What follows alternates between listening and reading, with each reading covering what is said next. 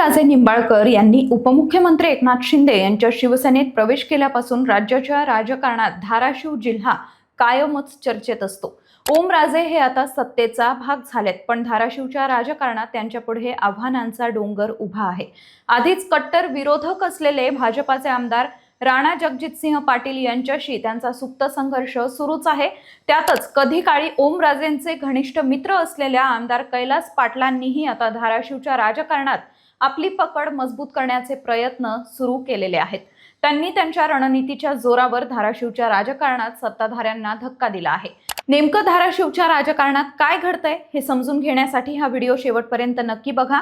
आणि व्हिडिओ सुरू करण्यापूर्वी महत्त्वाची आठवण, तुम्ही अजूनही आमचं चॅनल सबस्क्राइब केलं नसेल तर आजच आमच्या चॅनलला सबस्क्राइब करायला विसरू नका। नमस्कार, मी समीक्षा, आपण पाहत आहात बखर लाईव्ह।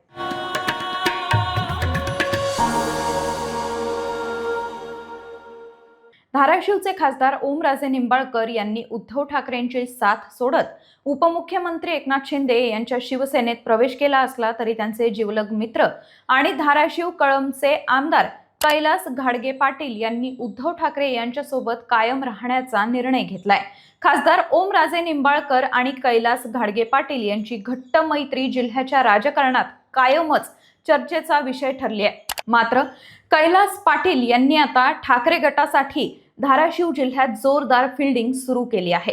राष्ट्रवादी काँग्रेस शरदचंद्र पवार पक्षाचे धाराशिव जिल्ह्यातील नेते संजय निंबाळकर आणि भाजपाचे रामेश्वर शेटे या दोन बड्या नेत्यांनी आपल्या शेकडो समर्थकांसह ठाकरेंची मशाल हाती घेतली आहे। नुकतंच शिवसेनेचे पक्षप्रमुख उद्धव ठाकरे यांच्या हस्ते मातोश्रीवर या सर्वांनी शिवबंधन बांधून घेतलंय।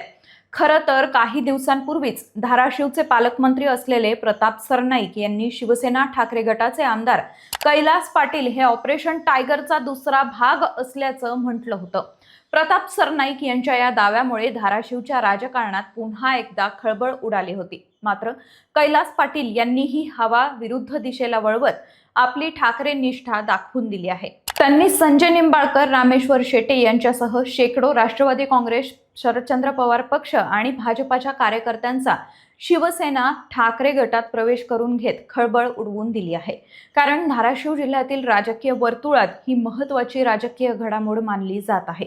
रामेश्वर शेटे हे भाजपा वकील आघाडीचे जिल्हा संयोजक असून खरेदी विक्री संघाचे उपाध्यक्ष तसंच भाजपाच्या विधी विभागात जिल्ह्यात जबाबदारी सांभाळत होते। त्यांच्या प्रवेशामुळे भाजपाला धाराशिवमध्ये धक्का बसल्याची चर्चा आहे। तर संजय निंबाळकर हे राष्ट्रवादी काँग्रेसमध्ये सक्रिय होते। धाराशिव कळंब विधानसभा मतदारसंघात त्यांनी पक्षाचं काम केलं। 2014 मध्ये तुळजापूर विधानसभा मतदारसंघात त्यांनी भाजपाकडून निवडणूक लढवली होती। 2019 मध्ये कळंब धाराशिव मधून ते राष्ट्रवादीचे उमेदवार होते।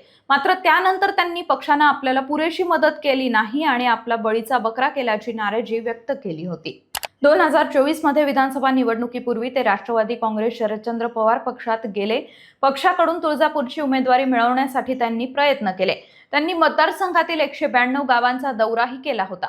संजय निंबाळकर यांचं धाराशिव जिल्ह्यात सामाजिक आणि राजकीय पातळीवर मोठं काम आहे। त्यामुळे संजय निंबाळकर यांचा ठाकरे गटातील प्रवेश हा आगामी स्थानिक राजकारणाच्या दृष्टीने महत्त्वाचा मानला जात आहे। तर त्यांच्यासह धाराशिव, तुळजापूर आणि कळंब तालुक्यातील अनेक कार्यकर्त्यांनीही ठाकरेंच्या शिवसेनेत प्रवेश केलाय। या पक्षप्रवेशामुळे धाराशिव जिल्ह्यातील विविध तालुक्यांमध्ये ठाकरे गटाची संघटनात्मक ताकद वाढण्याची शक्यता आहे।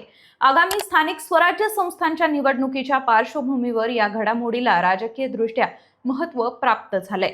एकूणच ओमराजे शिंदेंच्या शिवसेनेत गेल्यामुळे ठाकरे गटाला धाराशिवमध्ये मोठा धक्का बसल्याचं मानलं जात होतं। ओमराजे यांनी राजकीय भूमिका बदलून वेगळी वाट निवडली असली तरी ओमराजेंचे जिवलग मित्र मानले जाणारे कैलास पाटील हे अजूनही ठाकरेंशी एकनिष्ठ असल्याचं यावरून दिसून येत आहे। त्यामुळे धाराशिवच्या राजकारणात पुढे जाऊन ओमराजे विरुद्ध कैलास पाटील असा संघर्षही होण्याची शक्यता आहे।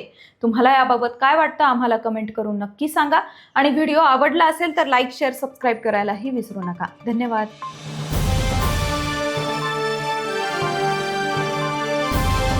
समाजकारण, प्रशासन आणि राजकारणातल्या अचूक विश्लेषणासाठी बखर लाईव्हच्या सोशल मीडिया प्लॅटफॉर्म्सना लाईक, फॉलो आणि सबस्क्राईब करा।